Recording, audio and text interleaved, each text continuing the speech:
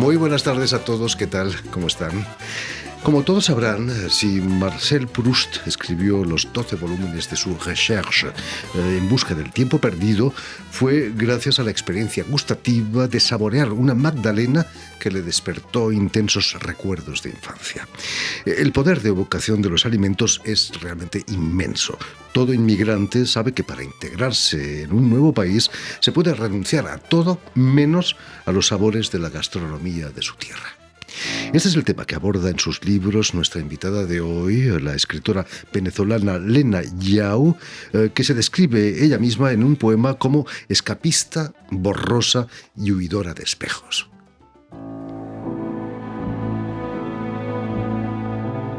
Escapista, borrosa, huidora de espejos, trasminante, eruptiva, atlántica.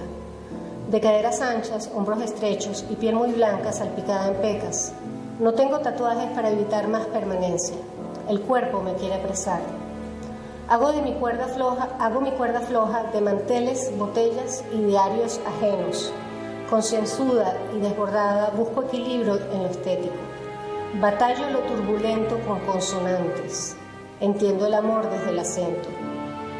Me leo y me escribo en el sueño. Si falta el aire, acudo a un nombre. Muero y revivo 5 veces al día. Casi siempre culpo el corazón. Soy un camino que no se comerán los pájaros. Muy buenas tardes, Lena Yao. Bienvenida a Radio Francia Internacional. Muchísimas gracias, Jordi. Estábamos escuchando tu autorretrato en columpio, en el que escribes que tu vida es un camino que no se comerán los pájaros. Quizás tus libros marcan el camino de tu vida. Es mucho más difícil que un pájaro se coma un libro. Sí, los libros que escribo, los libros que leo, los propios, los ajenos, son ese camino, ¿no? Que va haciéndose en etapas y que te van configurando como persona y como escritor. Permítanme, Elena, que recuerde a nuestros oyentes que has nacido en Caracas en 1968, donde vas a estudiar letras en la Universidad Católica Andrés Bello y un máster también de comunicación social. ¿Qué te interesaba? ¿El periodismo, la literatura en aquellos años de estudiante? La literatura, pero el periodismo era una salida práctica para trabajar. Lo que pasa es que al final ganó la literatura. ¿Qué leías en aquellos años de estudiante? Siempre he leído lo que tenía que leer por obligación y lo que estaba por fuera. Siempre me atraía el tema gastronómico, me atraía la literatura latinoamericana, la literatura española. Era una apasionada de Vázquez Montalbán, por supuesto, porque reunía esas dos cosas, ¿no? La comida, el placer y la buena literatura. Vas a instalarte en España, en Madrid, en 1997. Me decías que antes pasas por Estados Unidos. Sí, viví 2 años en Estados Unidos, en Florida, y luego me fui a Madrid. Te vas unos años antes de que Hugo Chávez llegase a la presidencia, ¿no? ¿Cuáles fueron las razones por las que dejases Venezuela? Inquietud cultural, ganas de conocer, volver al país de mis padres, cumplir cosas, vivir. Lo que pasa es que no sabía que luego las cosas se iban a torcer tanto. Digamos que eres hija de españoles, Sí. de canarios precisamente. ¿Cómo viviste tú esa españolidad ahí en Venezuela? ¿Te sentías diferente del resto? Siempre, porque para los venezolanos era extranjera y para los españoles también era extranjera. Entonces terminas haciendo un país de parches, un país que está formado por el cielo de Venezuela, el cielo de España, el cielo de las islas y el cielo del mar que media entre esos lugares, ¿no? Me llamaban gallega en el colegio. Y yo decía, pero no, en todo caso soy canaria. Por supuesto. O sea, era extranjera de todas las maneras posibles. ¿Cómo viviste desde España, desde Madrid, la evolución política de Venezuela? La llegada de Chávez a la presidencia, luego Maduro. Con mucho dolor, con mucha preocupación, con mucha impotencia. Y al final te instalas en una suerte de resignación, de un optimismo realista. Al final terminas dándole paso a las cosas y asumiendo que esto existe y que es lo que hay. Y mi madre sigue en Venezuela y mi hermano sigue en Venezuela. Tengo familia en Venezuela, amigos. Es mi país y es un dolor muy hondo. Terrible, ¿no? Hablando de gastronomía, hablando de cosas más alegres, vas a participar en un libro, El sabor de la ñ, un glosario que reúne términos de gastronomía y literatura que publicó el Instituto Cervantes allí Sí. en España. ¿Fue entonces lo que nace tu interés por la gastronomía o ya venía de antes? Venía de antes, yo no lo sabía, pero cuando, siempre lo comento, cuando yo era pequeña leía los cuentos infantiles de los hermanos Grimm y a mí me interesaba lo que pasaba con la comida en los cuentos. Es decir, a mí que el lobo se fuera a comer a Caperucita no me preocupaba lo que había en la cesta. ¿Qué, qué es esa merienda? Miel, creo que ¿Qué, era, ¿no? cómo es la casita de Hansel y Gretel? ¿De qué es la sopa de Ricitos de Oro? Y eso así fue evolucionando con las lecturas y con la realidad también. Cuando iba al cine, cuando veía a la gente, siempre me fijaba en la comida, en las maneras de comunicarse a través de la comida. ¿A qué se debe esa inquietud? Quizás en tu casa, tu familia cocinaba a la española, quizás. Exactamente. Se debe a sentirme cindida, ¿no? También en la mesa, no solo en el habla, sino en la mesa, porque mi mesa no tenía nada que ver con la mesa que yo veía en la calle. Yo probé la arepa ya grande, mayor, a los 10 años. Y entonces mis compañeras de colegio comían platos propios del país y yo no los conocía. Entonces, creo que ese fue el principio de esta gran curiosidad. Por cierto, ¿cuál es el sabor de la ñ? El ¿A sabor qué de sabe la ñ? a más de 500 millones de hablantes que cocinan sabroso. Imagínate. En 2016 vas a dictar incluso un taller de literatura y Sí, gastronomía en un restaurante de la Isla Margarita, ahí no sí, lejos de Venezuela, en Venezuela. Imagino que fue todo un lujo, ¿no? eso fue una maravilla porque la conexión con cocina, con brigada, con la gente que estaba trabajando, los platillos que se sirvieron y el contraste con la literatura que estaban leyendo los talleristas y que estaba escribiendo también, resultó en algo de un volumen y una belleza apabullante. Hablando de volumen, eso engorda, ¿no? Sí, sí. No Es está que muy- ser equilibrado a veces no se puede. Cuéntanos, ¿cuáles son los puentes entre literatura y gastronomía? Hay montones, estábamos hablando de Manolo Vázquez Montalbán, que en sus novelas de Carballo siempre introducía una receta, ¿no?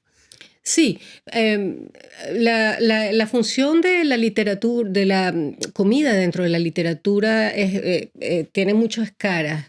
Por un lado, humaniza a los héroes, si es novela histórica. En el caso de la novela negra, admite el poder siempre se reúne alrededor de la mesa, la comida disfraza venenos, el placer seduce. Ubica contextualmente una época, ubica los roles dentro de una novela, dentro de un cuento, también las relaciones maternas entre hijos y padres están atravesadas por las comidas, las relaciones de amistad y el odio, no solo el amor, el odio también está canalizado a través de la comida. Entonces hay una lectura del alimento que es muy simbólica dentro de la literatura. Vázquez Montalbán llegó a escribir un libro de recetas inmorales, eróticas, ¿no? Sí. También hay una relación entre gastronomía y erotismo, ¿no? Claro, allá lo que comemos, o sea, son dos formas de comer, la gastronomía amatoria y la gastronomía de la mesa se unen y se confunden en un momento dado, ¿no? Y amamos al otro y nos comemos al otro, lo olfateamos como olfateamos la comida y hay un deseo. La comida del plato es un deseo y el otro es un plato también. Después de una buena cena pueden pasar muchas Sí, cosas. sí, Precisamente tienes un libro que se llama Trae tu espalda para hacer mi mesa. sí. Eh, Eso es erotismo en la Sí, mesa, ¿no? sí, sí.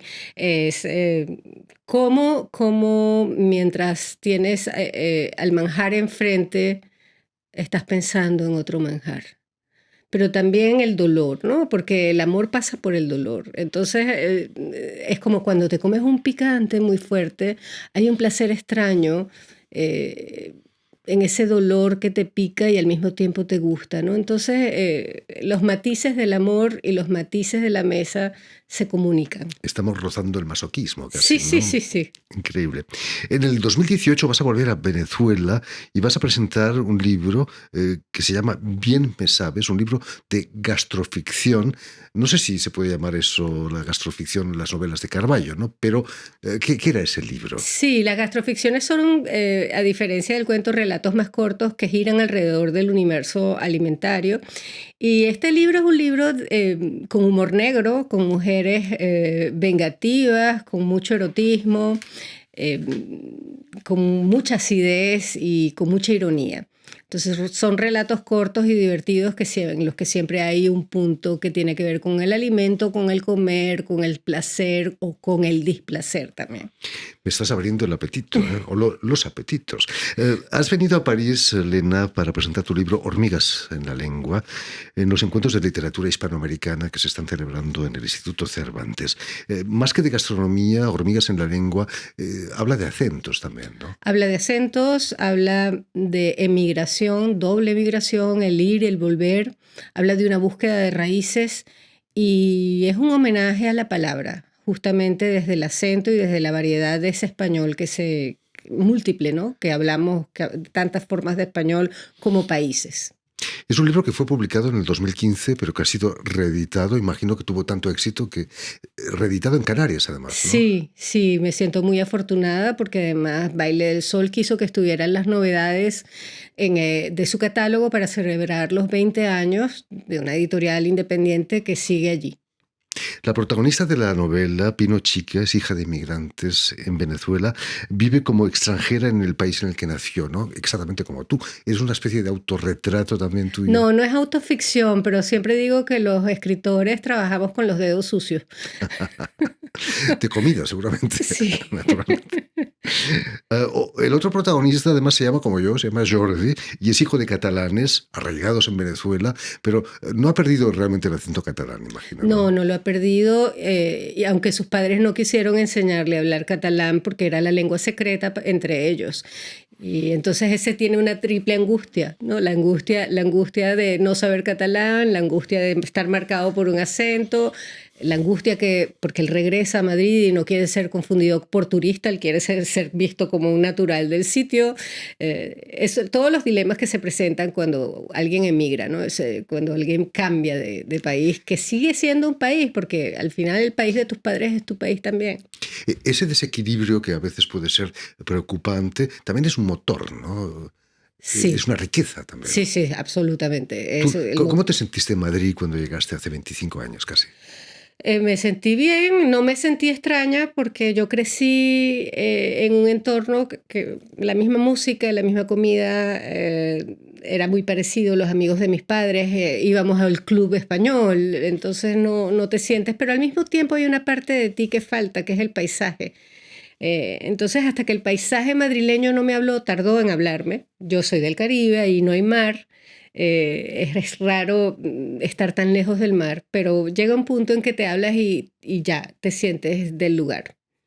Lacan, lo citas en tu libro, pensaba que es necesario que la cosa desaparezca para ser representada. Con tu novela intentas recuperar esa infancia que ha desaparecido, esa comida perdida también, o el habla o la lengua perdida. Sí, yo digo que el trabajo de Hormigas en la lengua es un trabajo de arqueología gastroarqueología lingüística. Se recuperan palabras de los 70, se recuperan sabores de los 70, que eso ya no existe, y mucha gente se emociona porque no recordaba y vuelve a esos sitios y a lo que vivió probando esos sabores, esas palabras que nombro que ya no se usan, que están caducas, y que sentí que necesitaban un homenaje. ¿Cómo han reaccionado los lectores? ¿Te has encontrado con alguno de los lectores Sí. que te ha dicho, a mí me ha pasado lo mismo quizás? Sí, me emociona mucho cuando recibo la lectura de las personas que llegan al libro, me emocionan, porque uno escribe a solas y cuando una persona se identifica con lo que tú escribes y no la conoces, es muy emocionante. Y luego empiezo a tener lectores de otros países y me impresiona que se encuentren en las páginas de un libro que no cuenta nada del país de ellos. Me pasa con lectores mexicanos, sobre todo, que se emocionan mucho y eso para mí es bueno, el premio más grande.